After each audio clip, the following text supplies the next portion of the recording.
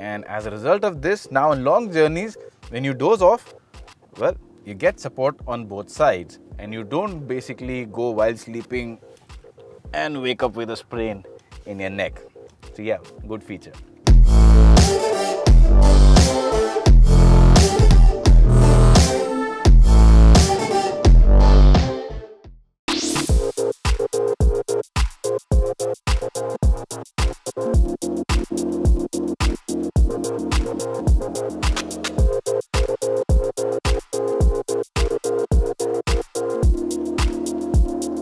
Welcome to the cabin of the new Safari, and there's a lot of new stuff here because both the Safari and the Harrier get a very updated cabin. Now if you look at the cabin here, the dashboard layout, well, it is very different from the outgoing Safari, and what I really like is this new touch panel here. So you've only got these two physical buttons here, which is of course for climate control.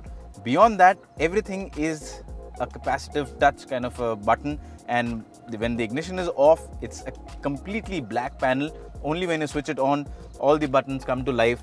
Looks cool, gives the car a nice premium and a flush feel. Even this screen here, touch screen, well, again, you've seen this kind of a treatment on the Nexon EV, and this looks good.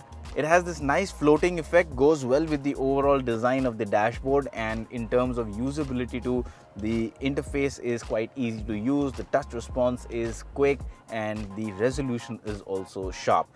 The other good thing is this fully digital instrument cluster here, and it's customizable, so you can change the way it looks. You can also control the kind of information that comes onto it. You can also view the map. So if you have Android Auto, Apple CarPlay connected, instead of viewing the map here, wherein you will have to take your eyes off the road, you can view the complete map on the instrument cluster.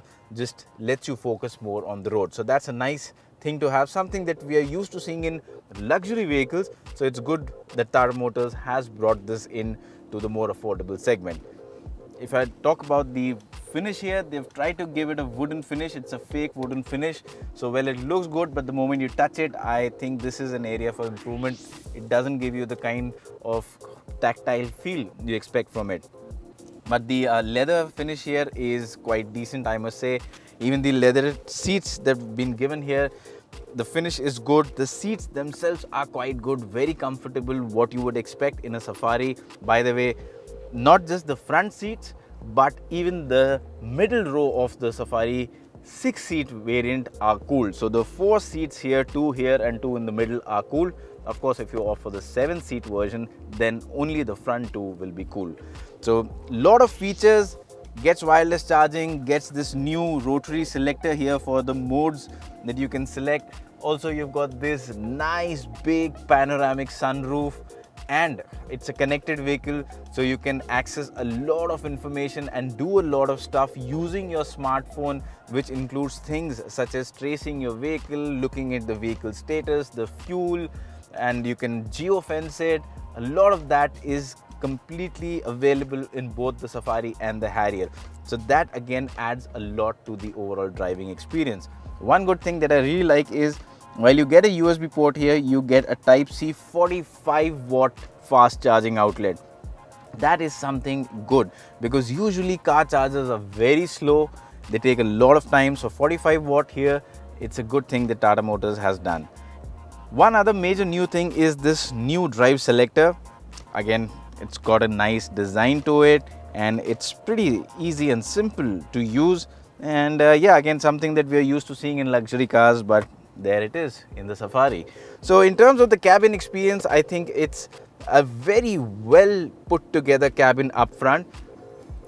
Now, amid all of this, there's one thing that hasn't changed in the new Safari, unfortunately, and that's the way this dashboard is designed here.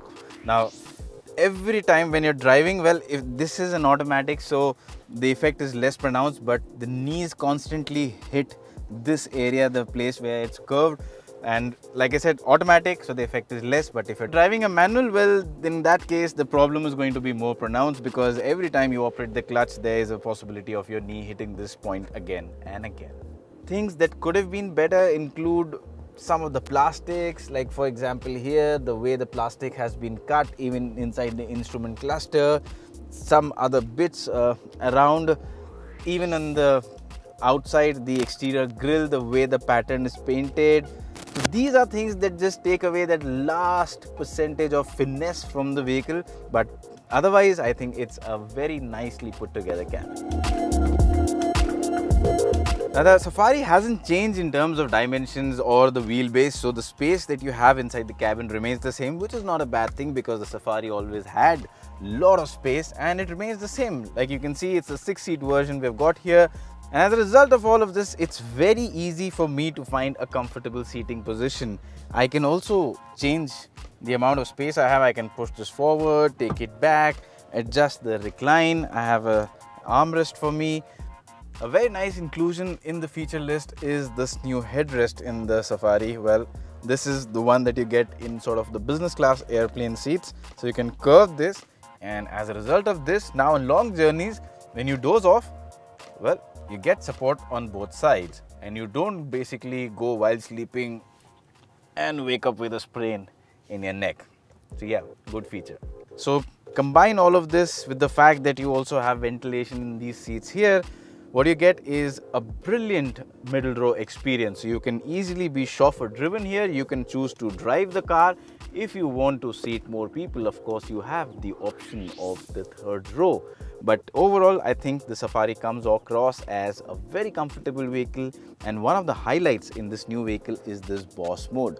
So if you are sitting in this seat, you're being chauffeur driven and you want more space for yourself, well, you can use these buttons and change the recline, or you can also push the seat forward, which should liberate more space for you once the seat goes completely front. So yeah, overall, I think it's a big step up in terms of comfort for the new Safari.